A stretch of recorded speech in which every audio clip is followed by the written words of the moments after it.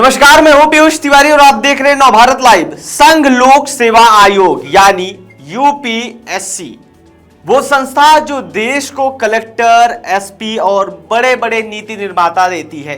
लाखों छात्र दिन रात एक कर देते हैं ताकि उनकी उत्तर पुस्तिका में एक कोमा या फुल स्टॉप की गलती ना हो जाए, क्योंकि एक गलती और उनका सपना चकनाचूर कर सकती है। लेकिन क्या हो जब खुद यूपीएससी ही एग्जामिनेशन की स्पेलिंग गलत लिख दे? जी हां, यूपीएससी सीएससी 2026 का नोटिफिकेशन जारी हुआ है और इसमें गलतियों की ऐसी बाढ़ आई है कि सोशल मीडिया पर आयोग की जमकर किरकिरी हो रही है। एग्जामिनेशन में गलती कर रहे हैं, कैंडिडेट्स में गलती कर रहे हैं, कोलकाता को कोलकाता लिख दे रहे हैं और बियॉन्ड को बियंड कर दे रहे हैं। इस तमाम विवादास्पद मुद्दे पर बात करने के लिए हमारे साथ विनय प्रकाश तिवारी जी मौजूद हैं। बहुत बहुत स्वागत करता हूं सर आपका। बहुत बहुत धन्यवाद आपका और आपके इस प्रोग्राम में सभी दर्शकों को बहुत बहुत अभिनंदन है। और जी हाँ, मिस्टेक तो ये यूपीएससी के नोटिफिकेशन में बहुत भारी हुई है और जैसा मैं उस नोटिफिकेशन को पढ़ रहा था, हालांकि अभी उसमें उन्होंने सुधार ये किया है कि उस नोटिफिकेशन को उन्होंने डाउन कर दिया और डाउन करके वापस से नया नोटिफिकेशन अप कर दिया।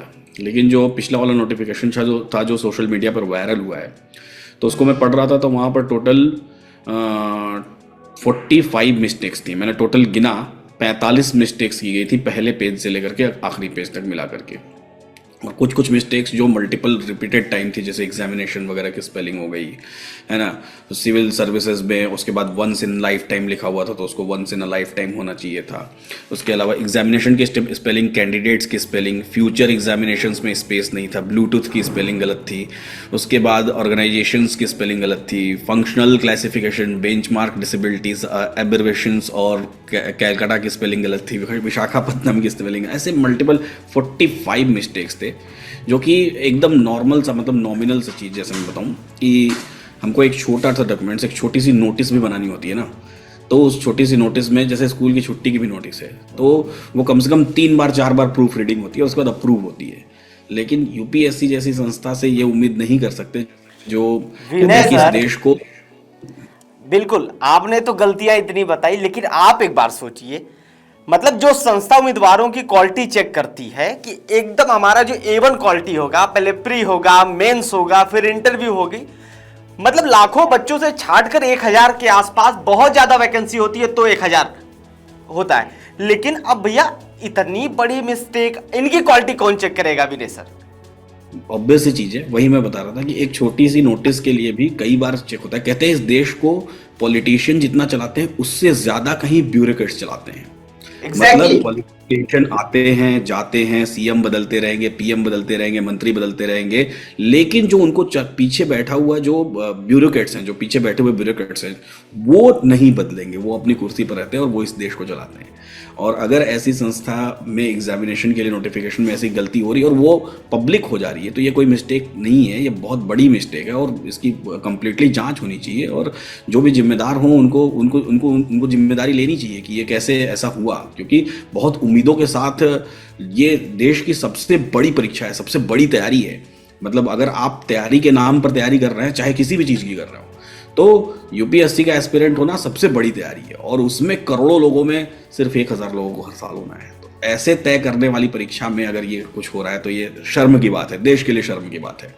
बिल्कुल शर्म की बात है। विनय सर, क्या लग रहा है कहीं चपरासी से तो नहीं बनवा लिए ये फॉर्म? क्योंकि या तो चैट जीपीटी से बनवाए होंगे या तो कम पढ़े लिखे इंसान से बनवाएंगे जिसका काम ही नहीं रहा होगा, तभी तो कोलकाता को कलकत्ता, बियॉन्ड का बियॉन्ड कर रहा है, एग्जामिनेशन में तमाम गलतियां कर रहा है।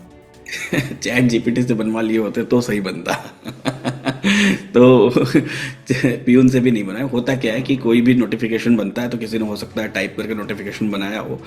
कई बार ऐसा होता है कि 2 कॉपीज पहले जो कॉपी होती है और जो प्रूफ रीडिंग वाली कॉपी होती है वो उसकी जगह गलती से ये वाली कॉपी अपलोड हो गई हो, ऐसा भी कुछ हो सकता है। मतलब ऐसा ज़रूरी नहीं कि इतनी बड़ी संस्था ऐसी बड़ी मिस्टेक करे।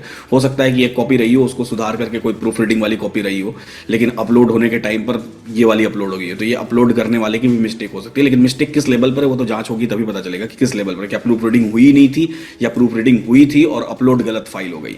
तो वो डिपेंड करता है फिर जब जांच होगी, जब पता चलेगा अगर एक्चुअली में जांच हुई इंटरनल जो भी, वो तो एक्सटर्नल तो पता नहीं चलेगा, लेकिन इंटरनल उनको जरूर पता चलेगा कि ये किसकी गलती थी। हाँ विनय सर, अब इसके पहले एक मुद्दा उठा था यूजीसी का, उसके बाद यूपीएससी। भाई इतने बड़े बड़े संस्थानों को आखिर हो कैसे गया, क्या हो गया है कि इतनी गलतियां कर रहे हैं? यूजीसी में ऐसी कानून बना करके पेश कर दिया गया जिसका कोई मतलब ही नहीं था। कोर्ट ले जाकर कोर्ट गया फैसला और कोर्ट ने उस पर रोक लगा दिया।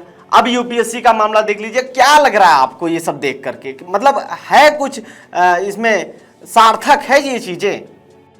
देखिए, यूजीसी और यूपीएससी की बात करें तो दोनों में जमीन आसमान का अंतर है।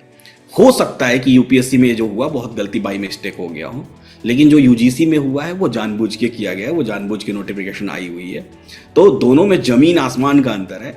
ये हो सकता है कि यूपीएससी में जो हुआ है जो वो गलती है, बाई मिस्टेक हो गया है, हो सकता है क्लैरिकल एरर है, टाइपो एरर है, वो गलत फाइल अपलोड हो गई। लेकिन जो यूजीसी में हुआ वो तो जानबूझ के किया हुआ एक बड़ा सा बिल है, जिस बिल को जानबूझ के पास किया गया, सोच समझ के पास किया गया, प्लान्ड तरीके से पास किया गया। तो दोनों में बहुत बड़ा डिफरेंस है। हाँ अच्छा, बच्चे तो कह रहे हैं कि ऐसा है कि यूपीएससी की कोचिंग तो हम करते ही हैं, लेकिन यूपीएससी को भी कोचिंग करना पड़ेगा।